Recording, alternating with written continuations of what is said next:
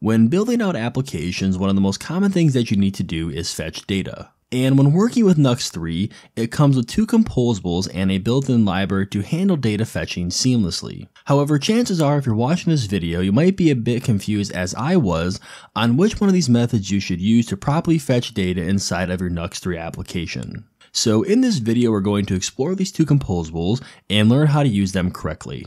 Okay, so as mentioned, Knux comes with the OFetch library built in, and this gets auto-imported as the fetch utility or $fetch to use globally throughout your application to make network requests. Knux also provides us with two composables, UseFetch and UseAsyncData, that use the fetch utility under the hood to address some of the challenges faced with data fetching, since Knux can be rendered on the server and also the client. If you were to just use the fetch utility within a Knux component to make your network request, what ends up happening is the data will fetch twice on the initial load, since the fetch utility does not transfer state from the server to the client. Now, the biggest question that I think arises is which one of these methods should you use?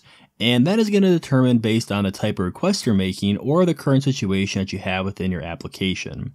So the fetch utility is going to be useful for posting data when performing requests that you only need on the client side, or you can use it within the UseAsyncData composable, which we'll be covering more about this in just a few moments. Now, the UseFetch and UseAsyncData composable are going to be for your GET request or fetching data. UseFetch is considered the most straightforward way to perform data fetching in a Knux application. This composable accepts a URL as a parameter, then it returns data which can then be structured to use inside of your template or your script. And most of the time, you're probably going to be opting to use this composable to fetch your data. Now, the UseFetch composable is actually nearly equivalent to the UseAsyncData composable. It's essentially just some syntactic sugar for the most common use case. Now, the UseAsyncData composable is designed for more complex asynchronous calls, such as working with third-party libraries, or perhaps if a component needs to make multiple fetch requests while still allowing you to keep the same benefits provided by the composable. So how this composable works is, for the first param, you provide a unique key that actually gets used to cache the second argument, which is going to be the querying function. So for example, if you wanted to make multiple fetch requests, you can create a promise.all within the function, and then we can use the fetch utility to make the request itself and wait for all these to finish and then return the results. Or if you're using a third-party library, for example, like Supabase, you can use their queries and then just return that data. Alright, so now that we know about all the various methods and composables to go ahead and make network requests, let's go ahead and do a few here inside of a Knux application. So here inside of this Knux application, I have a page called products, and if we head over to our browser, you can see I have this application spun up and running on localhost, and we have two pages, the home page, which we're currently on right now, and then we also have our products page. Now, what we're going to do is make an API request to this fake store API. So we'll want to select on the Get All Products endpoint, and we can just select this URL. And then back inside of our Knux application, inside of the script, we just want to make this API request. And to do this, we're going to be using the UseFetch composable. And the reason why we'll be using UseFetch and not UseAsyncData is because this is a very simple API request that we're going to be making, and it doesn't require UseAsyncData. However, we could use the UseAsyncData composable in this example, but in my opinion, it's a little bit cleaner to use UseFetch when you can. So what we'll do is we'll create a new variable, and we're going to destructure this, and we're just going to say data, and then we want to reassign this so we don't call it data, so it's a little bit more specific, so we'll call this products, and then we'll set this equal to the UseFetch composable, and then we just want to pass in that URL that we copied from the fake store API. And what we also want to do is add the keyword of await here, and what this is going to do is await for this API endpoint to resolve before loading in this page. So if we save this, and then what I have already is some pre-configured markup for a couple cards to display each product in. So we're just going to use a v-for loop and say for each product that we have inside of this products right here, we want to display this card that's going to be in a grid. And if we save this and head over to our browser and we head to the products, you're going to see that we now have these product cards being displayed from the data that we fetched from our API using the UseFetch composable. Now, circling back to this request that we have within our script, when we use the await keyword on this useFetchComposable, what happens is it actually blocks the navigation to this page until this API has resolved. And it does this by using one of Vue's newer features within Vue 3 called Suspense. So right now you're not going to be able to see this if we head back over to our application and we go back to Home and we go to Products. We don't see really any loading indicator. There is a slight delay when we click on Products that it takes to actually load in this page. It's very minimal, but there is a slight delay. So if we wanted to visually have a loading, animation or something that informs the user that we're working on something, we can actually go back to our application, and Nuxt provides us a built-in component called Nuxt Loading Indicator. And if we save this, and since we have this keyword of await here, it's going to make this suspenseful and wait for this to finish before navigating to this page.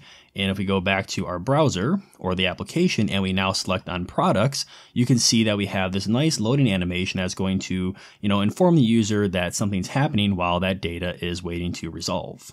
Now, if you do want to bypass this default behavior, what you can do is the useFetchComposable actually does accept a object for some additional options. And we can pass the lazy property and set this to false. And then we just want to remove this await keyword. However, if you do this, then you need to handle the loading state yourself inside of this component. So we can actually destructure a second value from this composable, and this is called pending. So what we can do is we can create another div, and we'll use a vif directive, and we'll say if pending is true, then we'll just have a paragraph tag within here. And this will say loading. Otherwise, we'll display our grid with all of our cards. And now if we navigate to our products page, as you can see there for a brief moment, we're going to have our loading text. And then once our API has resolved, then we're going to see our product cards. And alternatively, what you can also do is instead of having to pass this object with this property of lazy set to false, we can remove this, and there's actually a second composable for useFetch, which is called useLazyFetch, which does the same exact thing. Now, if you recall, the reason why this composable was created was to alleviate the challenges that we had while using Nuxt since it's universally rendered. That means that the initial page load happens on the server side, and once the page is loaded in, all the other navigation done happens on the client side. Now, in some cases, you may not want to fetch that data on the server side, and you only want it to happen on the client side. And you can do that very easily still using this composable by passing a second or another property inside of our options object called server, and we can set this to false. And with this set to false, this API endpoint is no longer going to be executed on the server side, and it's only going to be executed on the client side. And if you pair it up with the lazy property set to false, or you use the useLazyFetch, this can be a good way to handle data that is not needed on the first render, for example, anything that is not important to your SEO. Now for this API request that we're making, we're getting back an array, and we're referring to that array as products, and we're looping over that array, and we're outputting a card for each product that we have in that array. And then we're outputting the image and the title within that object. Now if we head back over to the browser and we open up the Nuxt DevTools, which if you haven't heard of the Nuxt DevTools, I do have a first look video, and I'll leave that link down below in the description. We can actually gain access to the payload on the specific page, which we can see right here. It's going to be auto keyed for us. And if we open this up, we can see that we have the whole entire payload that we're getting back from our API. So if we open this up, you can see we have the ID, the title, price, and we have a couple different properties in here. Now, like I mentioned, we're only really using the title and then the image. We could probably also use the ID to provide a unique key for each one of our cards, but you can see we're only using maybe 3 of these properties. So if we wanted to, we can actually limit the properties that get returned while using the useFetchComposable. And to do this inside of our options object, we just want to pass a new property called transform, which accepts a callback function. So as a parameter, we're going to pass in our products that were being returned here from our useFetchComposable. And then within here, we're just going to return, and we're going to map over the products that we have. And we're going to create a new object with only the properties that we want, which is going to be our ID, our title, and then our image. So if we save this and we head back over to the application and we look at our data or our payload here inside of the Nuxt DevTools, you can see that we only have the 3 that we specified, which is the ID, the title, and the image. Now in this API request, the return value was an array, and to properly go ahead and pick the properties that we want it returned in our payload, we have to use a transform property along with the map method. Now, if we were using a API request that returned maybe an object, which happens if you're getting a single product, for example, we can actually use a different property within our options called pick.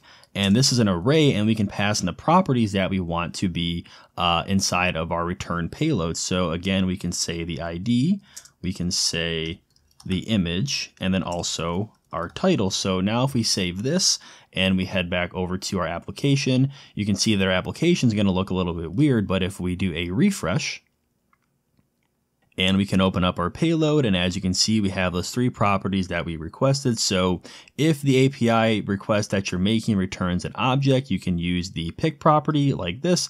Otherwise, if you're using an array, you want to use a transform property. And it is worth noting that this transform property does not prevent the unwanted data from being fetched initially. However, it will prevent the unwanted data from being added to the payload that is transferred from the server to the client. Alright, so there may be a case where you want to refresh this data from our API without having to refresh the entire page or application. And we can do that quite easily using this composable. So we're already destructuring this pending and also our data, which we're reassigning to the value of products. We can destructure a function from this composable called refresh. And then what we can do is inside of our template, we can come up here within this, we can just create another div to wrap everything. And then we can move this velse directive to this div here. And then we can just pull all this stuff inside of here. And then we can create a button. And then what we want to do is every time we click on this button, so we'll add a click handler, we're going to run our refresh function, and we'll just say refresh data like this. And now if we head back over to the application, you can see we have this button, and if we click on it, it's going to then refetch all that data for us.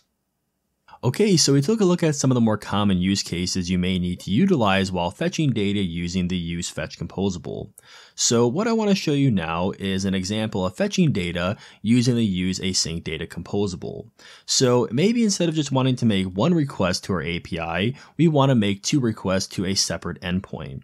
So if we head back over to the Fake Store documentation, so right now we're getting all the products. So maybe instead of just doing that, we also want to get all the categories, and combining these 2 would make a good use case for using the useAsync data composable. Okay, so let's start off by commenting out our previous request that's using the useFetch composable. And then what we want to do is we'll create a new variable and we'll do some destructuring very similar to what we have here with our useFetch composable. So for now, we're just going to extract the data, and instead of calling this product or products, we'll call this product info. And then we'll set this equal to the useAsync data composable. Now the first param here that this accepts is going to be our key. So what we'll call this key is product info, and then the second param is going to be our querying function. And we'll also want to make this callback asynchronous, so we'll just put the keyword of async here. Now, if we wanted to have that page blocking navigation where we want to wait for our API to resolve before we load into the page, we could use the keyword of await, and that's going to block us loading into the page until we have this resolved. Or if you want to use the same method we currently have within our useFetch, we can pass a third param with our options object, and we can pass in the lazy property and set this to false. And if you don't want to pass this third param for your additional options with this lazy property, what you can do instead is I have an alternative composable for this called useLazyAsync, and this will do the same thing as setting this lazy property to false. But we're just going to use the property lazy, so I'm going to remove this. Okay, so then inside of our querying function, we just want to make our request to our API. So what we're going to do is we're going to use a promise.all for this. So we'll say const for a new variable, and then we're going to destructure the response we get from this. So the first one we'll just call products, and then the second one will be categories.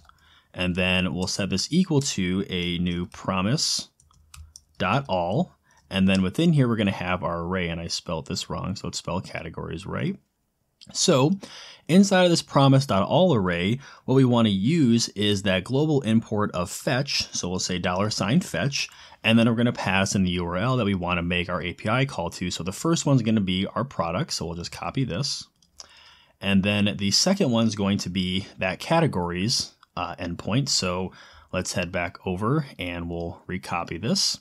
And then what we'll do is we'll say $fetch once more, and then we'll paste in that endpoint like this. And then what we want to do is after this, we just want to then return the inside of an object, the products, and then the categories. And since we're using this lazy property, we're also going to need to destructure the pending value from this. And then as you remember, we also have the refresh, so we'll also destructure that as well. And then what we want to do inside of the template here, because now if we take a look at our application, currently it's not going to show any data. So if we head over to the Nuxt DevTools and we look at the payload, you can see we now have this product info, which was the key we gave it within our composable. You can see that it's actually null, so let's do a refresh of this. And if we open this up now, it is still null. So the reason why that's coming back null is because we're actually not awaiting for this promise.all to finish. So if we add that await keyword, we save that, and then we refresh our data or just refresh the page. For some reason that doesn't seem to work. And now we take a look, we should now have our products and then our categories. So what we want to do is currently, right now, we're looping through the products array, which doesn't exist. So it actually now exists on this product info. So instead of just saying products, we're going to say product info.products. And if we save that, we can now see we have all of our information again being displayed in the application. But this time, instead of using the useFetch composable, we're using useAsync data, and we're also making an additional API request. So what I also want to show you is how we can still use the transform property while using the useAsync data composable to manipulate the data that we're receiving back within our payload. So to save some time, what I'm going to do is inside of our options object, I'm going to paste in the new transform property. So it's going to look very similar. We're still going to have our callback function, but this time instead of passing just product, we're going to pass in our product info, which is the data that we're just structuring back from this call. And then within this callback function, we're going to return a new object. And since we're also obtaining the categories and we don't want to manipulate these, we're just going to return them as they are. And then for the products, we're going to do our map method again. And we're just going to create our new object, which is the same way that we did it here within our useFetch composable. And the only difference that we have is instead of just referencing our products, we first want to reference the product info param. All right. So if we save this and head back over to the application and we do a refresh and we take a look at the payload and then we look at the products, as you can see now, instead of having all those values being returned for each object, we only have the 3 that we specified. Now, when fetching data, one common thing that can happen is errors, and you want to be able to account for those. And these two composables make it very easy to do so. So what we can do is there's actually an additional value that we can destructure from these composables called error. And then we can display this error inside of our template. So let's go beneath our loading indicator and let's create another div. And we're going to say v else if, and we only want to show this if we have an error. And then what we can do is output the following error properties. So let's create a few paragraph tags. And then we'll just say the error code like this, and then we can say error.status code. And we can also output the error message. So we'll say error message like this, and we'll say error.message. And if we save this and head back over to the application and we look at our products page, well, we're not actually going to have an error, so we can maybe manipulate this. And what we can do is we can just remove this like that. And now if we save that, and as you can see, we have our error code being displayed and also the error message. So anyways, that's going to wrap it up for this video. Hopefully you found it helpful and you now have a better understanding of how to perform data fetching within your Nuxt application. So just to summarize, the useFetch composable is going to be the most straightforward way to make API requests within your application. And most of the time, you're probably going to be opting to use this unless you need to perform some sort of complex asynchronous logic. In that case, you're going to use the useAsync data composable. And what I mean by that is if you wanted to make and await multiple fetch requests, as we did here inside of this example, or perhaps if you're working with a third-party library. Now, although we covered a lot of the common use cases when it comes to fetching data within your Nuxt application, we didn't quite cover everything. So if you are interested in learning a little bit more about things, I definitely recommend checking out this data fetching section that they have within the Nuxt documentation. And I'll leave a link to this down below in the description, as it has a lot of good knowledge when it comes to data fetching within your Nuxt 3 application. So anyways, if you did enjoy the video and you want to see more Nuxt content like this on the channel, be sure to like and subscribe. And if you are interested in learning more about Nuxt, I am working on a course that is not quite out yet, but if you do want to join the waitlist, you can head over to learnnuxt.dev. But thank you for watching. I'll see you in the next one. Take care.